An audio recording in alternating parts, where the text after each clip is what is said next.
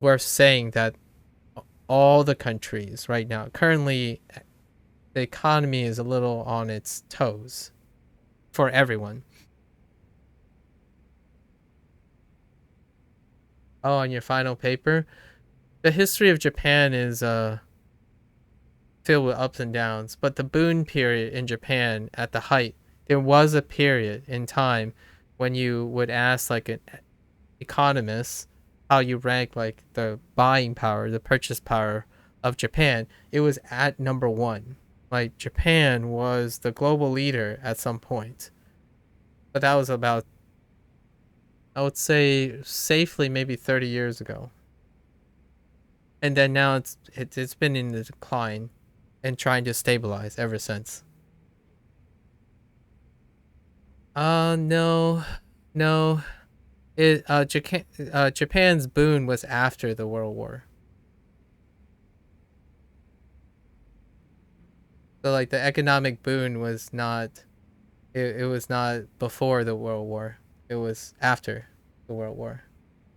So it was peacetime. Peacetime was when Japan's economy was on the in its golden age. And all these characters, for the record, was after World War II. Yeah. Um. Oh, you needed to do a final paper regarding an earlier period, like the 40s or something. Yeah. This is much after the World War II. This is well after World War II. This was actually even after like the Korean War, and Vietnam. These periods are much after. They're in the 80s and the 90s. Like the earliest game is only at the beginning of the 90s, so it's well after the World Wars.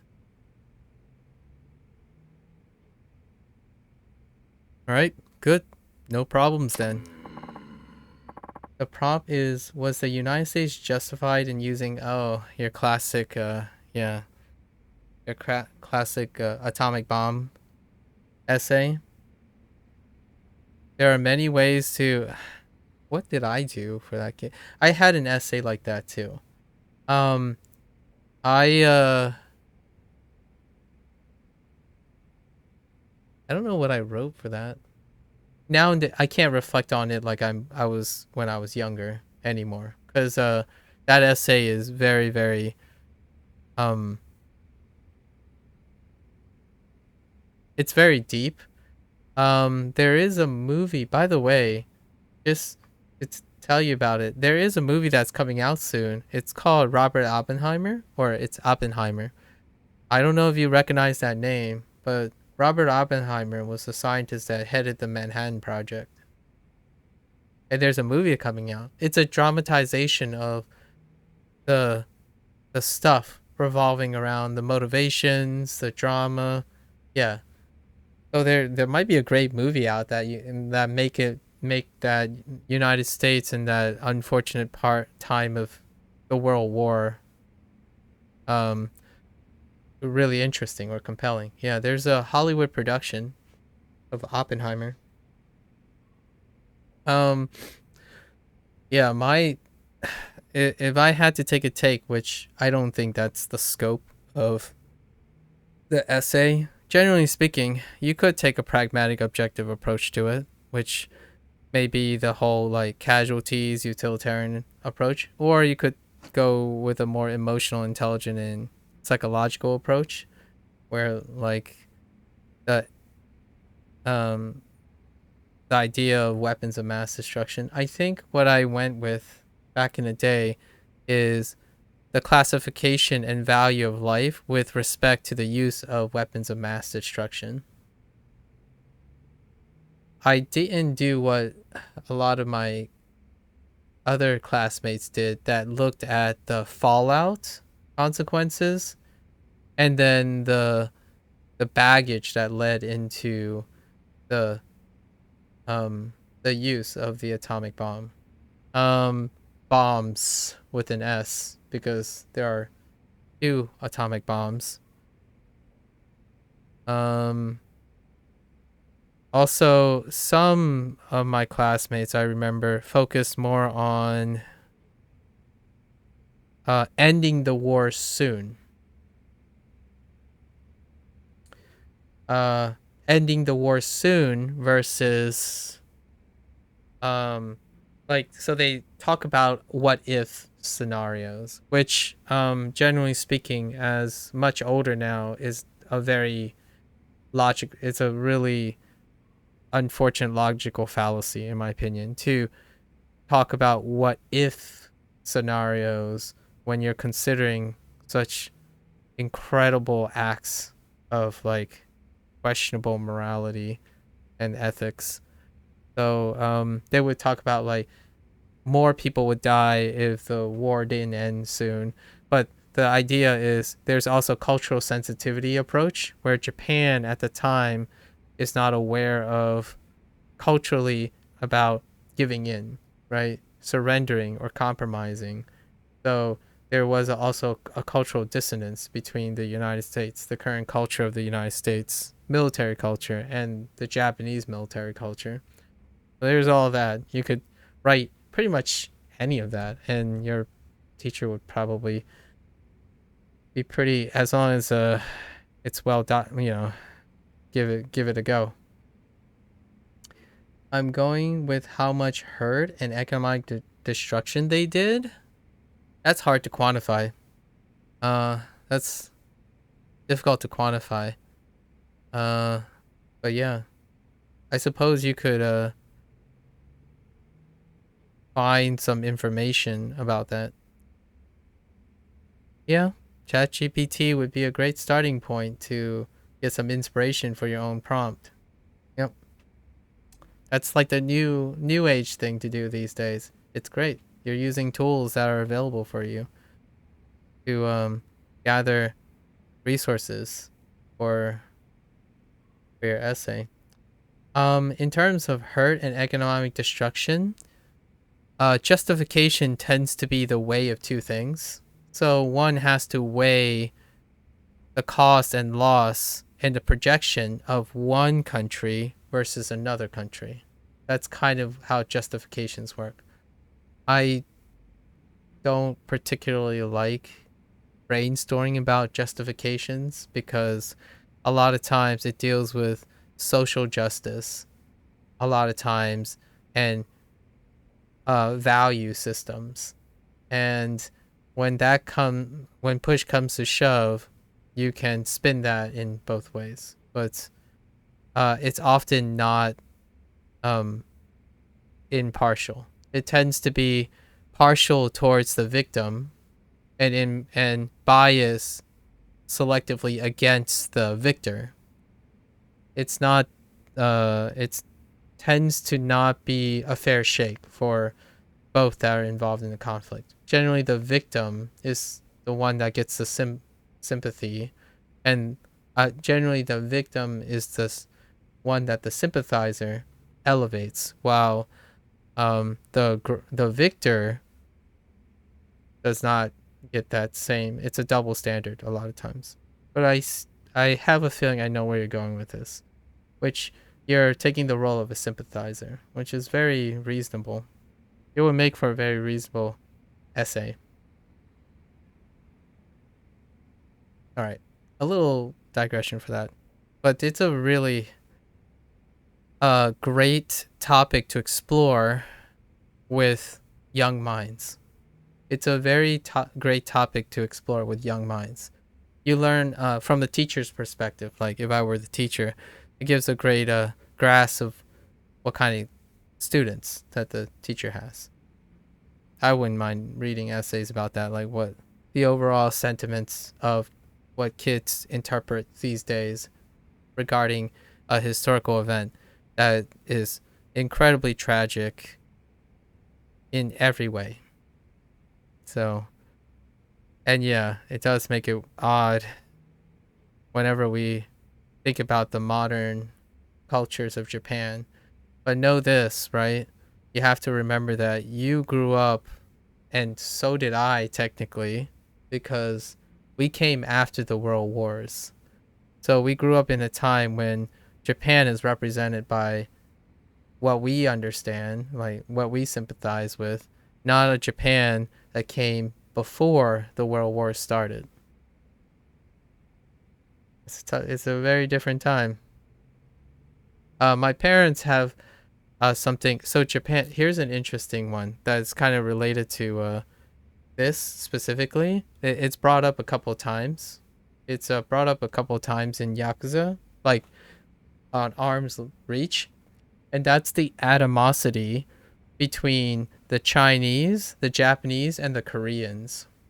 And it was highlighted in Kiwami too, when the Korean mafia, the Jingu outfit, was in confrontation with the Japanese Yakuza, right? The Yakuza, and also how the Chinese triad was also caught in between.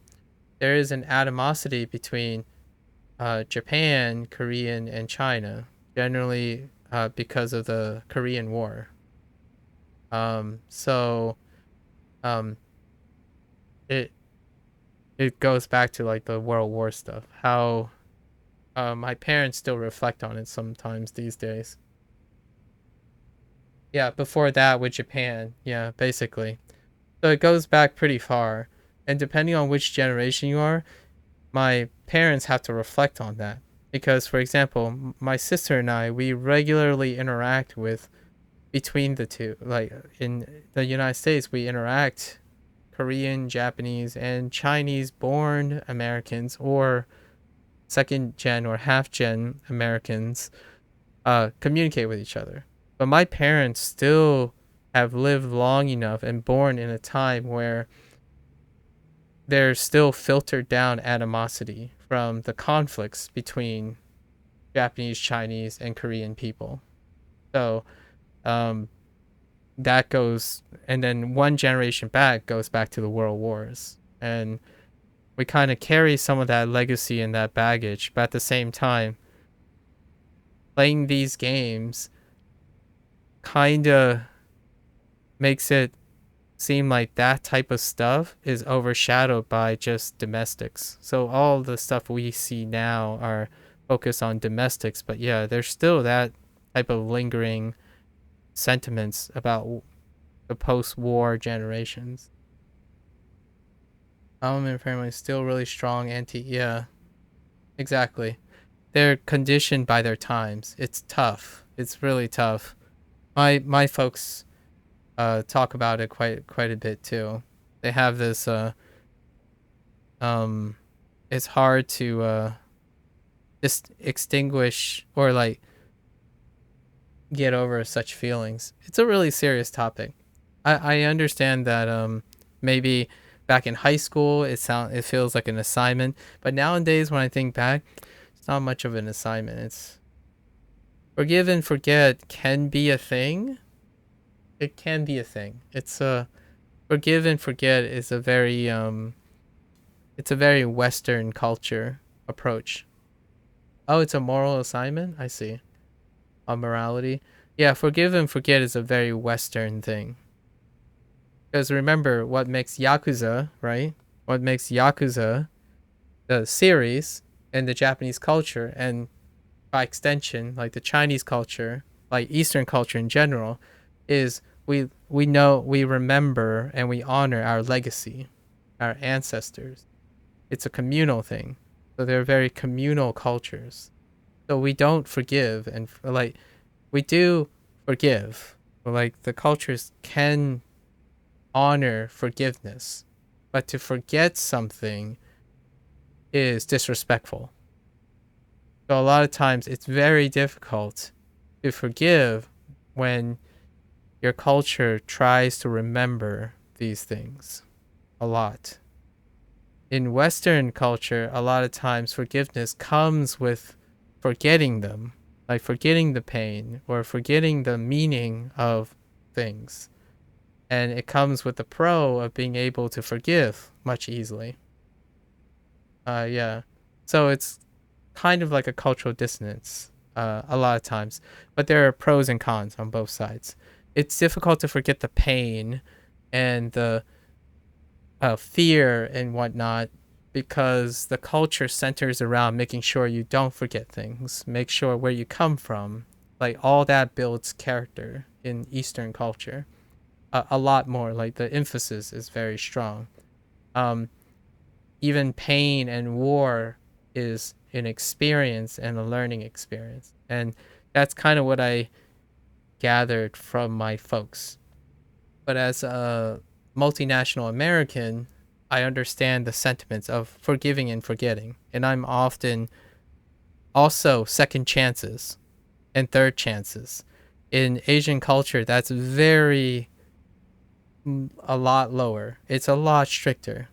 Second chances, it's a rough, strict, like it's something very westernized when you're given lots of chances, as opposed to the questionably second.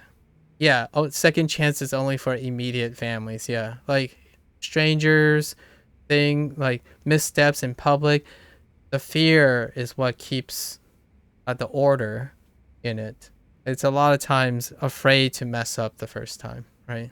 So, forgiveness and forget bleeds into the idea of this prevalence of second chances or trying again or failing and learning from that failure, expecting to fail, or realistically knowing that failing is okay.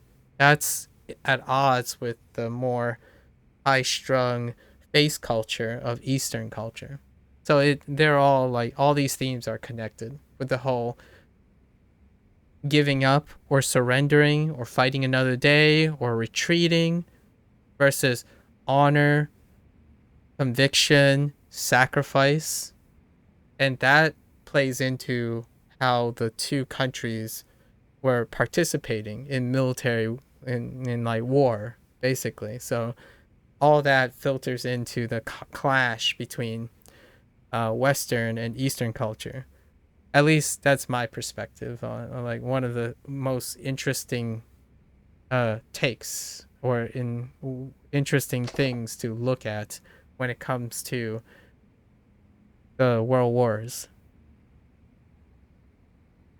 especially the Japan and the United States thing. Anyways, a little digression, but it's a really good one.